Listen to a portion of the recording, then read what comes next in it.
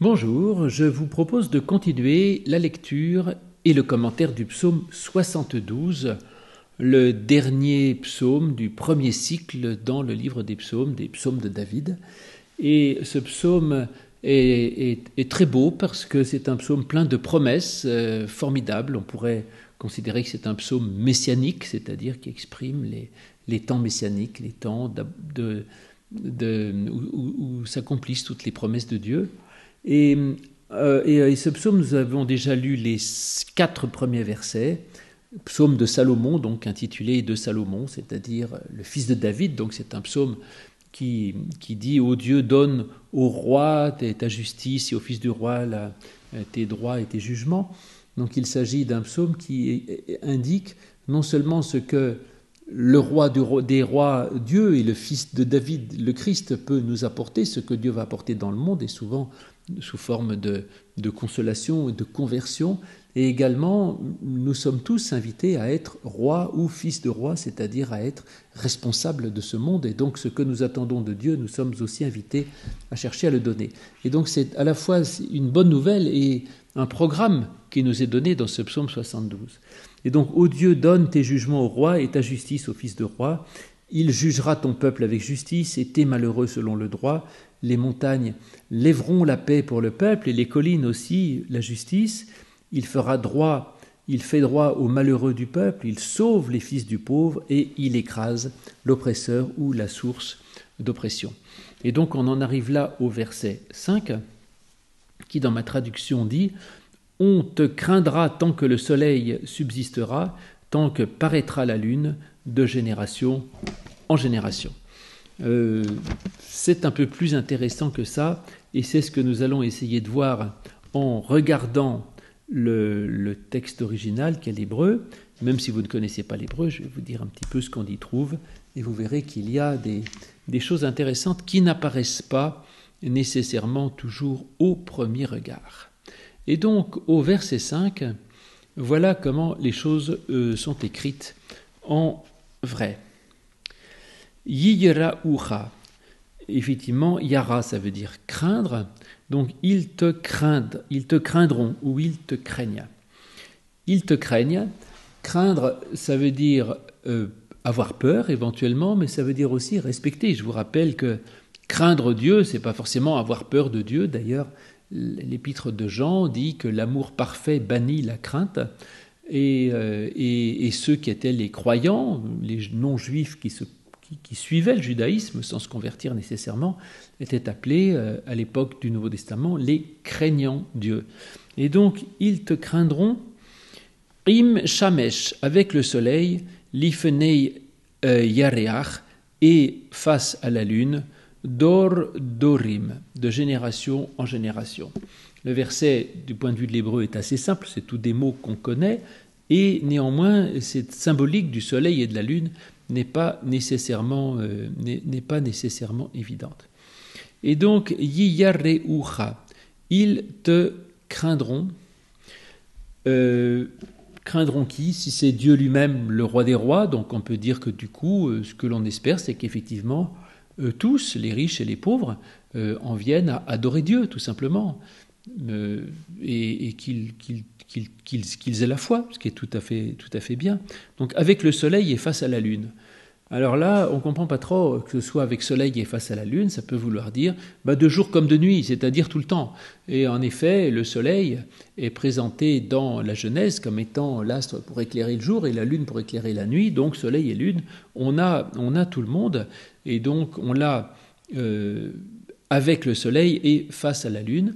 Les deux sont différents, puisqu'en effet, avec le soleil, c'est-à-dire qu'on est dans le mouvement qui suit le soleil, dans le mouvement du jour, et le jour, c'est le moment de l'activité, et ensuite, l'ifenei yareach est face à la lune, ça veut dire même quand on est la nuit, disons, face à la lune, on n'est pas nécessairement en mouvement avec la lune, mais on est face à elle, et puis on se repose, et que dans tous les cas, on craint Dieu, et dordorim, dor c'est la génération, c'est génération au singulier et génération au pluriel.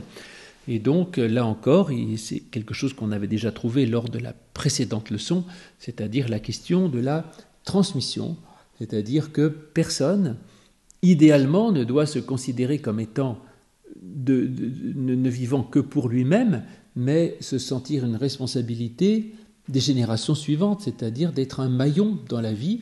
Et donc, je ne suis pas moi le point ultime d'arrivée de cette généalogie qui arriverait à moi que pour s'arrêter là. Et je ne parle pas évidemment là d'une façon biologique ou génétique, mais la transmission, elle est spirituelle, elle est d'un autre ordre que génétique. La transmission la plus essentielle.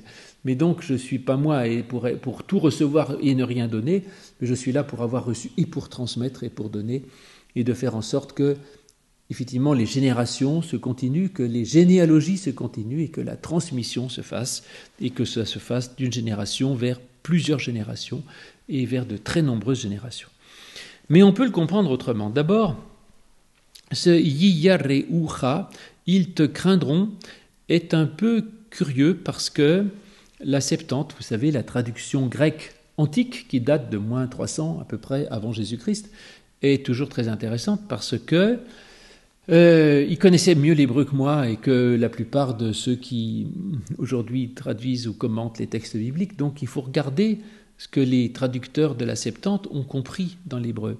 Et eux, ils n'ont pas compris Yiyareucha, c'est-à-dire ils te craindront, mais ils l'ont traduit par Ke Simparameni, c'est-à-dire qu'ils te fassent demeurer, qu'ils prolongent tes jours, autrement dit, et c'est-à-dire qu'au lieu de lire Yiyareucha, ils lisent Ve'ya'aricha, c'est-à-dire il remplace le vav par un yod. Et ce qui change un peu, ça fait autre chose, et ça veut dire qu'il prolonge tes jours avec le soleil. Ça me plaît parce que, pourquoi ? Parce que, je vous l'ai dit, je veux entendre ce psaume pas simplement comme parlant de ce que Dieu donne, mais aussi de ce que je suis appelé, moi, à donner dans le monde. Et moi, je ne cherche pas du tout à ce que les gens me craignent ou m'adorent. Enfin, ce n'est pas du tout le sujet. Je dirais, je suis serviteur et je juge comme je peux. J'essaye de vivre avec justice et droiture. Mais le but, ce n'est pas du tout que les gens m'adorent avec le soleil. Enfin, donc ça ne va pas. Donc, ce Yiyareucha des Massorètes, bien que j'aime bien d'habitude le texte massorétique, me semble là pas le plus intéressant. Et j'aime mieux la version des Septantes, qui lit Ve'ya'aricha, c'est-à-dire il prolonge ses jours, il me fait demeurer, il fait demeurer, il te fait demeurer, im shamesh, avec le soleil. Et face à la lune. Alors le soleil et la lune, ça peut être vu d'abord comme tous les différents éléments de ce psaume qui sont finalement très bucolique, très campagnard. On avait tout à l'heure les collines, on a les montagnes, là on a la lune, on a le soleil. On a des tas de choses finalement qui sont très naturelles. Et ces éléments de la nature, les montagnes, les collines, le soleil, la lune, nous rapprochent aussi de la question de la création de Dieu. Et donc vous voyez que la création n'est pas évacuée de ce sujet qui est celui de ce psaume, mais l'être humain est quelqu'un qui vit aussi dans le monde, avec les montagnes, avec les collines, et avec le soleil, et avec la lune, avec le jour et avec la nuit. Donc c'est un petit peu tout ça. Maintenant, le soleil, c'est a priori plutôt bien, on pourrait dire, enfin, sauf s'il est trop fort et qu'il brûle, mais le soleil, c'est l'astre du jour, de la journée, c'est la lumière. Et donc effectivement, il me fait demeurer avec la source de lumière, et Dieu lui-même est une source de lumière, et je cherche la source de la lumière, qui pour moi est le Christ. Et c'est avec cette source de lumière que je peux demeurer, et que mes jours peuvent demeurer, que je peux trouver quelque chose qui stabilise mon existence. Et ensuite, l'ifenei yareach, la lune. Alors la lune, c'est nettement moins bien, parce que, pour plusieurs raisons. D'abord, la lune, c'est l'astre de la nuit, et la nuit, c'est la ténèbre. Donc finalement, il y a le jour, il y a la lumière, ça c'est bien, et il y a la nuit, la ténèbre, c'est pas bien. Donc là, il y a le jour et le soleil, tout va très bien, et avec ça, je peux durer dans mes jours. Et puis ensuite, il y a aussi la nuit qui apparaît avec la lune, qui est l'astre de la nuit. Et l'autre chose, c'est que la lune est aussi un objet d'idolâtrie, ou était un objet d'idolâtrie. Il y avait des adorateurs de la lune, des Sélénites, et la ville mauvaise par excellence qui s'est opposée à l'entrée de du peuple hébreu dans la terre promise, Jéricho, Yéricho, tient son nom de Yaréach, la lune. Donc Jéricho, c'est la ville des adorateurs de la lune. Voilà. Donc la lune, c'est l'idolâtrie, c'est le mal, c'est l'épreuve, c'est le sombre et c'est la ténèbre. Et ça, ce qui est intéressant, c'est que Dieu me permet de demeurer à la fois avec le soleil, c'est-à-dire avec la lumière, tout ce qui dans ma vie est lumineux, source de lumière, source de vie, et avec le Christ, avec la parole du Christ, avec l'évangile, avec l'aide de Dieu, la grâce de Dieu.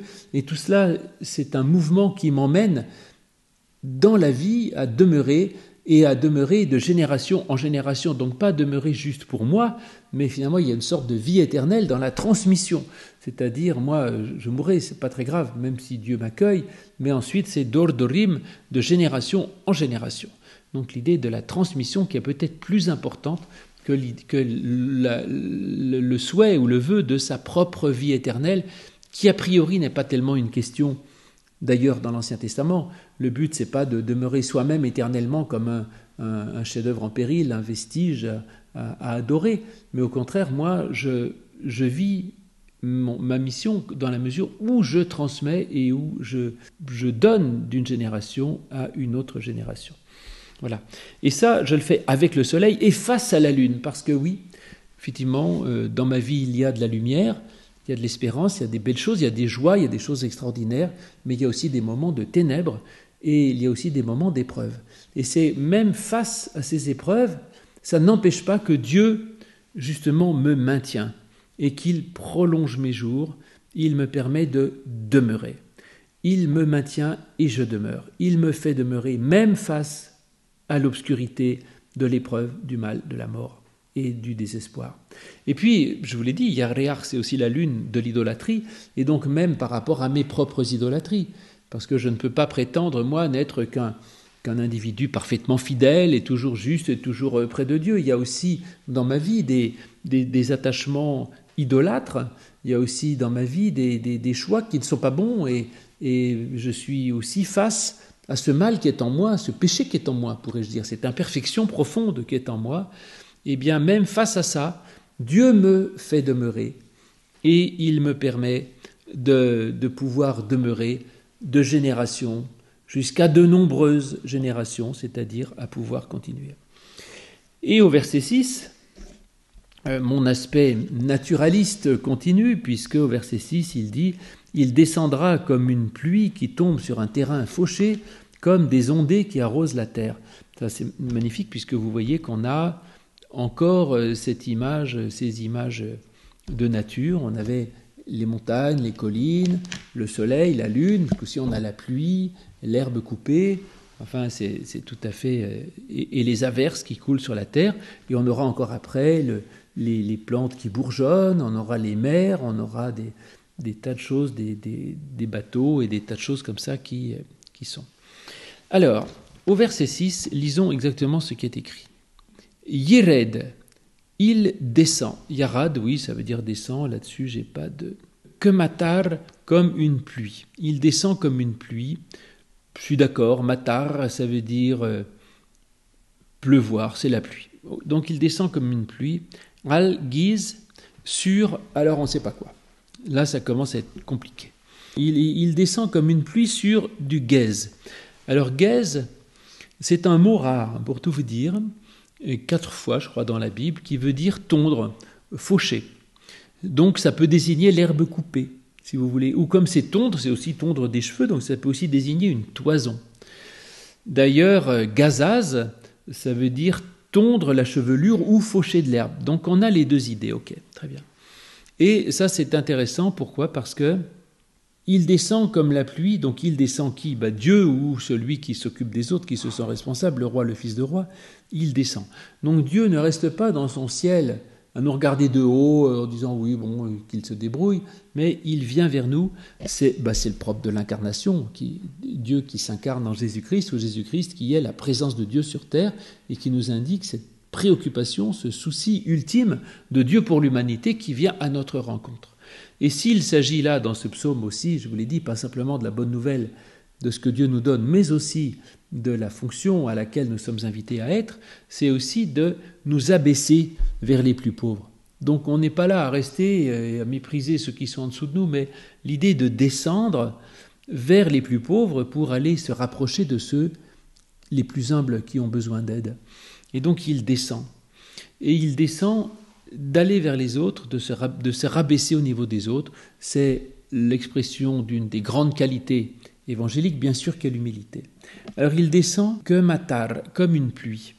La pluie est, alors s'il y en a trop, c'est pas bon, hein, c'est comme tout, c'est comme le déluge, mais en même temps, une petite pluie est évidemment une bénédiction. Dans ces pays de sécheresse, dans des pays de désert, quand il pleut, le désert est transformé en verdure, transformé en pâturage. Enfin, c'est extraordinaire.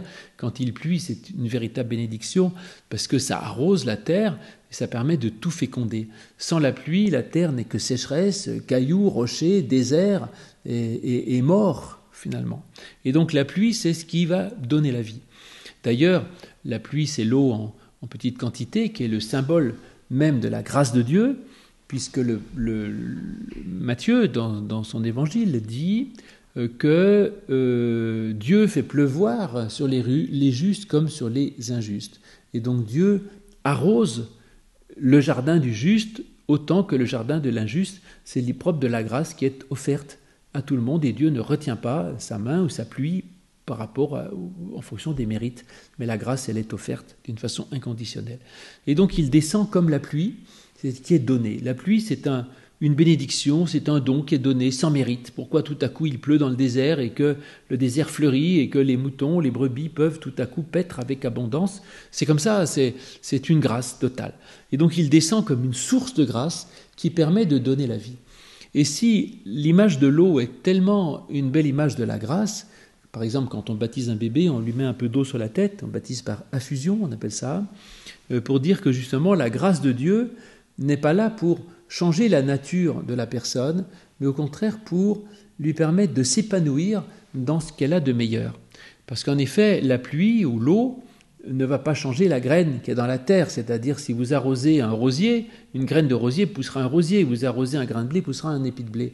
Et donc la pluie est extrêmement respectueuse du terrain sur lequel il tombe, sur laquelle elle tombe, et par conséquent, c'est l'image même de la grâce et de ce que l'on souhaite quand on baptise un bébé, de dire on ne cherche pas à en faire un disciple cloné avec tel que nous voudrions qu'il soit, mais nous voudrions que cette grâce lui soit donnée et on ne sait pas ce que ça lui donnera à lui, mais que ça lui permette de développer le meilleur qui est en lui. Donc il descend que matag algaise sur quelque chose de fauché. Alors c'est de fauché, donc d'abord on peut le comprendre comme étant quelque chose qui a été coupé, comme l'herbe coupée. Comme l'herbe coupée. Ce qui est étonnant parce que on pourrait dire ça descend sur le gazon et ça permet de faire pousser de l'herbe fraîche. Mais non, l'herbe elle est déjà coupée. Et donc c'est pas sur un gazon non coupé, c'est sur une herbe fauchée. Ce qui peut être compris, c'est que l'herbe a été coupée et que la pluie qui est donnée permet à l'herbe de repousser. Donc cette idée de repousse est intéressante parce que justement, tout à l'heure, on parlait de la lune avec la possibilité d'une épreuve. Il arrive que parfois, notre vie soit fauchée d'une certaine manière, qu'il y ait des choses qui soient coupées en herbe, qui aient été retirées. Et la pluie, ça permet de repousser. Donc c'est l'image de la résurrection, je dirais, de la relevée. Il y a quelque chose qui peut tout à coup revenir, ressortir, ressurgir et permettre d'arriver à redonner la vie là où la vie ne semblait ne plus être. Voilà ce qui est effectivement l'essentiel dans cette histoire.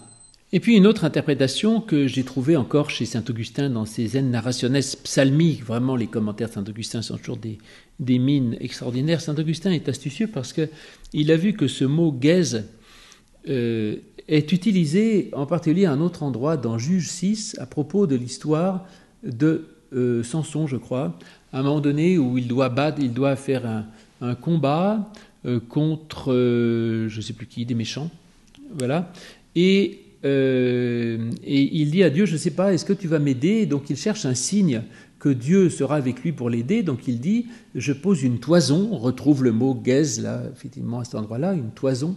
Je pose la toison, et si demain il a plu pas sur la toison, mais pas en dehors, ce sera le signe que tu m'aideras.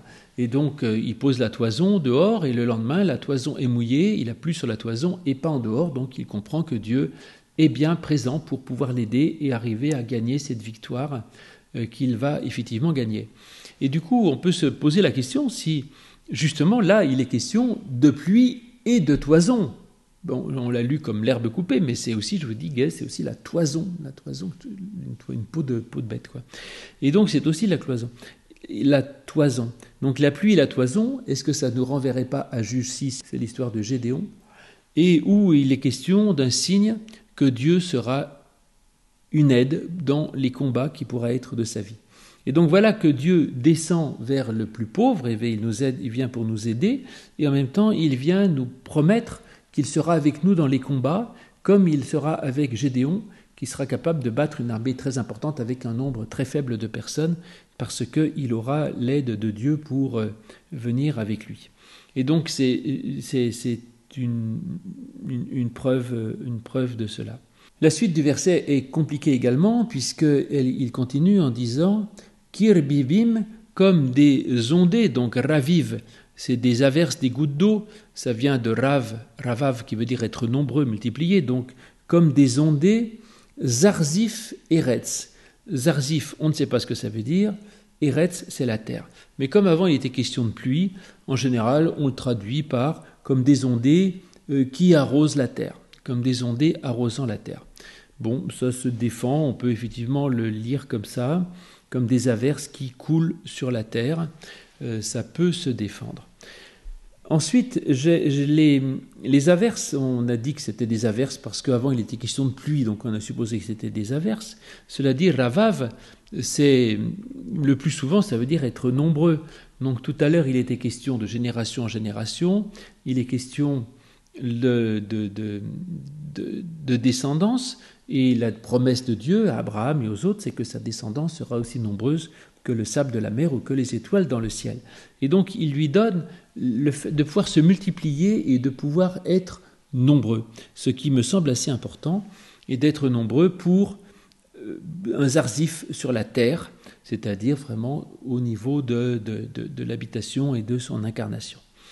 Venons-en à zarzif, qu'on ne sait pas d'où cela vient. A priori, ça viendrait effectivement d'une racine signifiant couler. Peut-être, ça peut se défendre, mais en fait, on n'en sait rien. La paracritique du texte massorétique dans la version de Stuttgart dit que, en fait, Zarzif, il faut être qu'il faudrait lire. Zarzif peut être lu en deux mots, plutôt qu'en un seul. Zar d'un côté et Zif de l'autre. Zar, ça peut désigner l'étranger, un inconnu, et Zif, ça veut dire la fausseté et la tromperie. Et donc c'est assez effectivement étonnant, ça veut dire que avec l'aide du Messie, je dirais avec la présence du Messie, la fausseté deviendra inconnue sur la terre. Et voilà, c'est ça que ça veut dire, tout simplement. Zar, Zif, la fausseté est étrangère. Zar, ça veut dire étranger, inconnu, et Zif, c'est la fausseté. Donc la fausseté est inconnue sur la terre que par la présence de ce que Dieu donne. Et au verset 7, où il est écrit « Yiferach beyamayv tzadik ». Yiferach, ça veut dire « il bourgeonne ». Bon, pourquoi pas. Il bourgeonne, ça veut dire ça, c'est 36 fois dans la Bible, donc j'assume pleinement ça.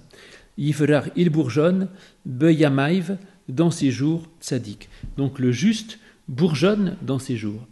Là, l'idée de bourgeon est très belle, parce qu'effectivement, je vous dis, on est toujours dans ces évocations de la nature, et le bourgeon est quelque chose de formidable, puisque c'est là quelque chose qui est une promesse de quelque chose, une promesse de feuilles probablement, et promesse de fruits ensuite un peu plus tard. Et donc dans ces jours, celui qui est juste, il bourgeonne, c'est-à-dire il y a un frémissement de vie qui lui dit justement, la vie éclot, on est dans la fécondité et la possibilité de produire quelque chose, de donner quelque chose et finalement de donner du fruit. C'est toujours l'idée de base que la vie, c'est pas de rester un arbre sec, mais c'est de produire de la vie et de pouvoir avoir quelque chose à donner. Et donc, il bourgeonne dans ces jours le juste, et le verset continue, « Verov shalom » et dans l'abondance de la paix, « Rad veli yareach » jusqu'à ce que pas de lune. Ah ben tiens, on retrouve la lune qu'on avait tout à l'heure, et je vous avais dit que la lune était très probablement une image de l'astre de la, je dirais, de l'épreuve, de la nuit, de l'obscurité et du mal. Et donc la lune, je comprends comme ça, alors que la plupart, alors qu'on pourrait l'entendre autrement en disant que la lune est un marqueur de temps, et donc ça veut dire qu'on donne la paix jusqu'à la fin des temps, jusqu'à ce que la lune s'arrête, c'est-à-dire dans plutôt longtemps, parce que la lune, elle va encore tourner un certain temps. Et ça, c'est vrai qu'on a ça en Ésaïe 60, 19 et 20, où il dit que jusqu'à ce qu'il n'y ait plus de soleil et plus de lune, l'Éternel sera ta lumière. Et donc oui, c'est bien ça l'idée, qu'effectivement Dieu nous donne de bourgeonner et il nous donne une abondance de paix jusqu'à la fin des temps, autrement dit. Mais moi, je lis plutôt la lune comme étant, je vous l'ai dit tout à l'heure, l'image de l'épreuve, du mal et de l'obscurité, parce qu'il ne dit pas jusqu'à ce qu'il n'y ait plus de soleil et plus de lune. Là, il n'y a que la lune qui est évoquée. Et donc, effectivement, il est question jusqu'à la fin du mal. Et je vous ai dit que ce psaume est un psaume, pour moi en tout cas, un psaume messianique qui exprime vraiment la fin des temps, non pas dans le sens d'une fin comme la fin d'un western, si vous voulez, où c'est la fin du film, mais c'est la fin dans le sens de finalité, c'est-à-dire vers quoi Dieu nous invite à aller, vers quoi il nous aspire à être, vers quoi il nous invite à entrer dans ce royaume qui est devant nous. Et ce royaume qui nous est offert, qui nous est proposé, c'est celui dans lequel il y a Rov Shalom, c'est-à-dire une abondance de paix. Rav, ça veut dire beaucoup, nombreux, multipliés en abondance, donc il y a une abondance de paix. Et ça, j'aime bien cette idée d'abondance de paix. Il aurait pu mettre qu'il y a la paix toute seule, mais la paix toute seule, j'ai la paix, je suis tranquille, mais une abondance de paix, plein de paix. Et ce plein de paix, je trouve que l'image me plaît beaucoup, je trouve ça formidable. Et jusqu'à ce qu'il n'y ait velo yareach, jusqu'à ce que ad velo yareach, jusqu'à ce qu'on soit dans belo, dans pas de lune. Et si la lune est l'épreuve, l'obscurité, le mal, eh bien, on nous permet d'aller dans la paix jusqu'à ce que la lune elle-même, c'est-à-dire l'astre de la nuit et de l'épreuve, soit anéanti et qu'il n'y ait plus rien. Et donc on est dans la lumière du soleil, comme je vous le disais dans ce verset d'Ésaïe 60, jusqu'à ce qu'il n'y ait plus de lune et que là l'Éternel pleinement est à lumière. Donc vous voyez que c'est une chose remarquable et en même temps il y a encore une petite variante possible dans le sens que on dit que le juste bourgeonnera dans ses jours. Mais il y a quelque chose il y a une idée plus astucieuse que de le lire comme ça, parce que certains manuscrits n'ont pas le juste, mais la justice. Et j'aime mieux ça, parce que le juste bourgeonnera dans ses jours, et le pauvre, et le misérable, et le pécheur. Alors il ne bourgeonne pas, donc on est un peu dans une théologie des œuvres. Et la version ancienne qui dit « la justice, ta justice bourgeonnera dans ses jours », c'est plus intéressant pour moi, c'est-à-dire, c'est en fait la justice de Dieu qui devient foisonnante et qui devient source de promesses. Et la justice de Dieu, elle n'est pas encore pleinement en fruit, mais elle est en train de s'accomplir. Il y a quelque chose qui est là, qui est frémissant, qui est une promesse d'une justice qui arrive et qui est apportée. De même que la justice que je donne au monde, ce n'est pas une pleine justice, mais je donne des bourgeons de justice, quelque chose qui permet d'aller vers la justice, de croire dans la justice et d'espérer dans la justice. Et que c'est ça, cette justice qui devient florissante et qui peut bourgeonner et qui donne une abondance de paix jusqu'à ce que la lune elle-même soit exterminée, c'est-à-dire que la nuit elle-même laisse la place à la lumière.